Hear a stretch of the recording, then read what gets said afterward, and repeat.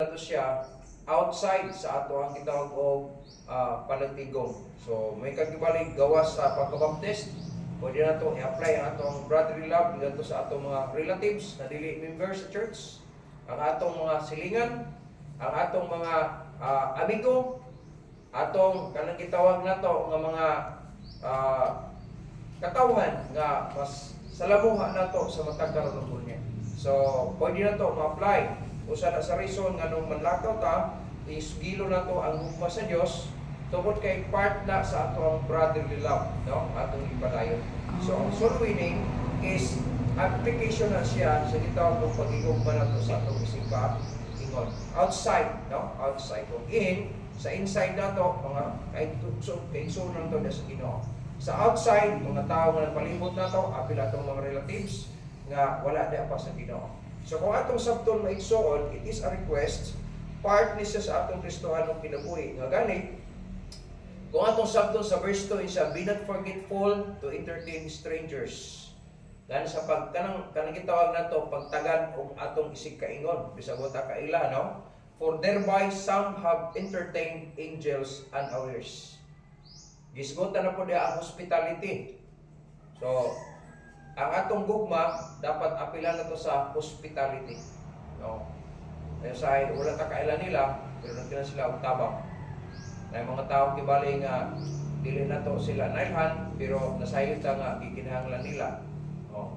So ang gugma, iyon na po sino ang gugma mutabang. No? Ang gugma mo depend, wag ka na mo dipinsa. Ang gugma na sa 1 Corinthians chapter 15 mabasa na to ang unsa di ay ang gugma. Mutabon siya og sala, no? Bud pasabot, mupainog ta bisan og nasad-an ta, pero kay ipairal gyapon nato nga naigugma ta sa iya. Ano? So diha na magamit ang gugma. Then ato makita maigsoon na bisan og mga unawares daw, bud pasabot ano to kailay sila, pero sa ngalan nga tao, no, tao atong makita. Pero wa ato hinumduman nato maigsoon nga dili nato na siya ikalimot na usay na yung mga tao nga wala ta kaila pero magpakita gyapon ta sila og may pagtagan. Kaya wa ta kabalo nga kana sila mga manulunda nila sa Ginoo. Usay na magkatatangalan niyo buang pati ani wa ta kabalo ang sige kinahanglan na niya. So kinahanglan nato na siya. Then remember them that are in bonds. Ang gugma nato dili lang kung sa pulong, kundi sa action po. Kaya na po sa verse 3, remember them that are in bonds. Kaya nasa mga kasakitan, nasa mga problema, yun ang Bible, as bound with them. Kung sa may magpasabot anak, mutabang ta. Kung sa mahimo na to, part na sa itong hospitality. Kaigsuunan, hinanay. So, inside and outside, no? Pwede na siya ma-apply na siya. And them which are suffer adversity, as being yourselves also in the body. So, pwede na siya, mapakita na to, ang gugma na to sa inside. No? So, na inside, agad itong magigsuunan to sa pagtuo. Dili lang sa takasibagat, kundi sa lain po ng mga lugar, na yung mga kaigsuunan na to sa pagtuo. Inside na siya. Kundi ang outside, dili lang sa taga-sibagat, dahil silingan na ito kundi ang uban pang mga tao sa tipong kalibutan. Nga na mo support ang mission, kung kaya na pa yung mga kaigsuunan na ito sa lain nasod, na wala pa sila masubingling, wala pa sila makaangkot ng kaluwasan. So, sana sa atong mga katayuan, ganun natay commitment sa gitawag ito missions. And then, yun ang pulong sa Ginoo, pwede na ito magamit, let brotherly love continue. Dili lang sa inside and outside, pwede na ito siya up and down. No? Kung may up ang atong gugma sa Ginoo, ingon nga gugma ay kalimot nga ingon ang pulong sa Dios, siya ang anak sa Dios. Nakabantay mo si Jesus Christ na mo siyang anak sa Dios. Kaya sa diha mintuo ta, mindaw ta Kristo to persons na imong anak sa Dios. So pwede na to makonek siya nga brother na to siya. So kung higugma ta sa iya ha, dapat ato pud siya atimanon. Ang ato ang relasyon dapat tarong pud nato sa iya ha. Ang ubos, no, kanang downward, pwede na ito ma-apply ang gitawag na ito nga kanang gitawag na ito nga pamilya nato. Unsaon nato sila sa paghatag og pagtagad. Daghan ang mga ginikanan nga wala nang tagad sa mga anak. Daghan po yung mga anak nga wala pud tagad sa ginikanan. Dapat ang gugma magpabilin sa diha. So kung atong sabton maigsoon ang kining request ni gisgutan, let brotherly love continue, dapat gina-apply ni siya sa mga Kristohanon. Kung naamay mga unbelievers na nag-apply sa paghinigugmaay sa usap-usap, maigsoon ang pinaka-the best ang Christians. Ang Christians may dapat. No? Okay. Dapat highlighted yun na siya. Kaya nga naman, mga anak sila sa Diyos. So, side by side. Kung atong sabton, ang side by side, pwede na ito gamiton ang paghigugman ito side by side. Pwede na ito siya sa atong mga pagkumangkon, pwede na sa atong mga ginikanan, pwede na ito sa atong gitawag na itong mga apo. No? Usahay na may mga apuhan nga, dili ka balong mahigugma sa mga apo. Dapat yung mga apo, mapapigugma sa mga apuhan. Nga naman, kapalasan mo po mga apuhan. Kaya itong dahil sa kanula, pangayuan o 2 pesos sa apo, na ipalit o ginamos. Ang apuhan, siya mo, wala sa kwarta. Pero sa sunod ng mga adlaw, nagyaw-yaw ang tigulang, kaya ang iyang mga kwarta, gikot-kot sa anay. Kaya ang iyang kwarta, ipang tilo, itong 2 pesos ng papel ito muna, ang blue, ang ulo, 5 pesos nga, papel ito muna, green ang color, ang 10 pesos brown, no?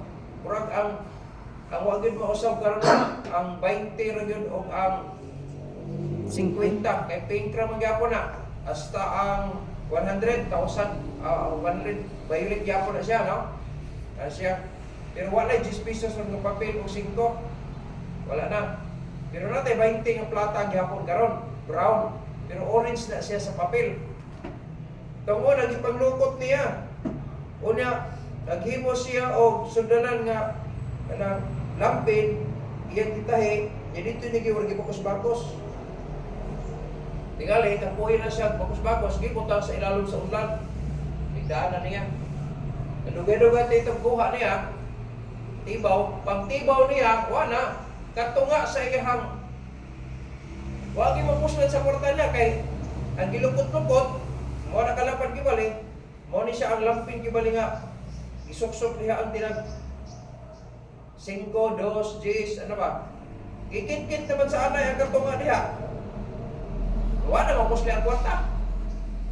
E kung imo tong kuhaon tong gilukot, unya nakaon ng katunga na pudpod ng katunga.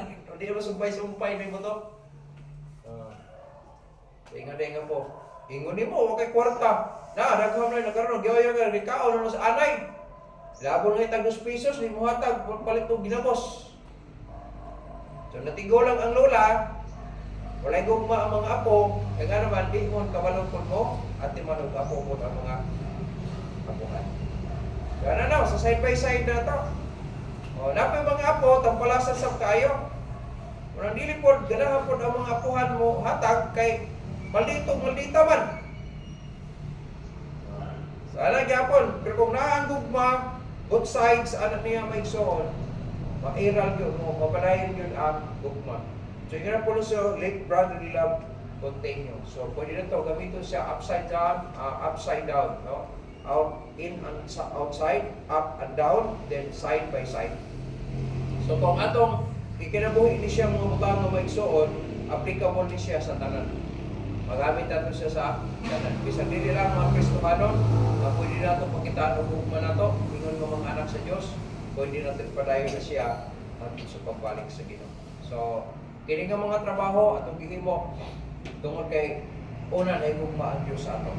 Ato ning ipadayon ingon nga response nato sa gugma pud sa Ginoo. So, hinumduman nato pag-ayo nga ang atong ginahimo karon para ni sa kahimayan sa atong Diyos. Para gina kung ikaw apo, unya buutan ka sa imong lulog-lula, ay ako experience gina ko na. Sa kadaghan nga mga apo ni Lolo Usi, no? Pag mana siya bunawan, bro, ang pangitaon niya si Jinky. Si Jinky, babaluha siya kana ako, paanhi siya. Ana siya pagkasalte. Today ko dito. No. Medyo kay anin ka. Yung ba hinangon ta doon? Anana. Saya magpahimo to siya kinilaw sa kuha. At tukas munawan, magpalit ka tarpa, ilaw kita. Ilaw na ito. Yang among kuhan, pares gold eagle beer. Ano siya. Sa konsum, ugma na. Ugma, pag-uban ta dito sa interior. Pag-iban kita nga to, pag-tuwa kita kang lulang kang mama, papa mo. O, balapos ko dito. Inana kong kabuutan sa akong panahon. Pinangga ko kayo sa lulong-lula na ako sa side sa akong papa. Ako pinangga po ko sa akong lulong-lula sa akong mama. Side sa akong mama. Kaya katos lulog si Lola Isyang. Asa to sila. Ang ginabit-bit nila nga apo. Mag-asa sila ba to. Si Jinky lang. Ganon.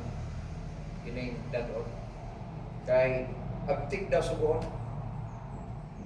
Walay idea kung wise ka nga malipay o maloy ang imong lulog lula, kana ang pinaka the best. Pag sultihan, okay na yun. Muna kung imo to muna. Sa tanan mo, ako ang nakapabor. Nga naman, unsay mga maayon sa akong lulog lula, gina set aside gina para kang Jinky.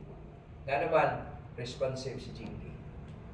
Kung kita anak po, kunya magbutan po itong ginikanan, maura po na kayo tanga. Bisa diri ka mangayo, pero ginaandaman ka sa mong ginikanan. Kaya nga naman, palangga kong kaniya. Kaya kung imong ipakita ng maayong butang para sa iya, palipay gina.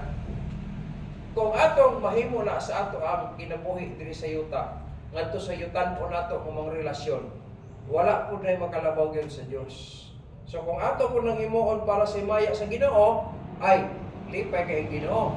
So kung akong lolo mo sit aside sa mga mayong butang para sa kuha, walay rason nga ang Diyos nilimuhatan kung mayong butang para sa imuha kay nakapalipay ka sa iya.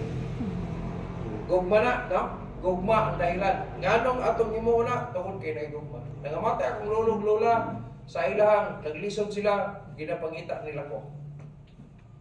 Basin ako si Jinky, basig na alon si Jinky. Pero kato si Lolo Jose, namatay to, wala siya ko kaduwa ka to. Wala, diri naman ko. Kahit layo naman kayo ni. Nakatapumpay na, lisod yun kayo ang panulanan. Di kaday dalig. Bisan ganing, padulong lang sa murawan ta. Lisod kaya krite. Di pareha karon nga naging mabunlot, pwede ka mudagan, crypto, di mo sakyan, karon na Skygo, pwede na, dili pareha sa tong panahon karon. Piktig yung lisoda. Bisan ganing sa pagkaon, mapikig yun. Akong lolo, namatay akong lolo. Nakadaw ako, wala, gilubong na siya. Eskwela mo po ka to, wala rin ko buhay ini pasultiri tungkol sa mga responsibilities ng mabiyaan. So, mabalik na dahil ko, Pastor, doon alam ko dito kay lubong sa akong lolo. Hindi na lang kalakadong. Yes, Pastor.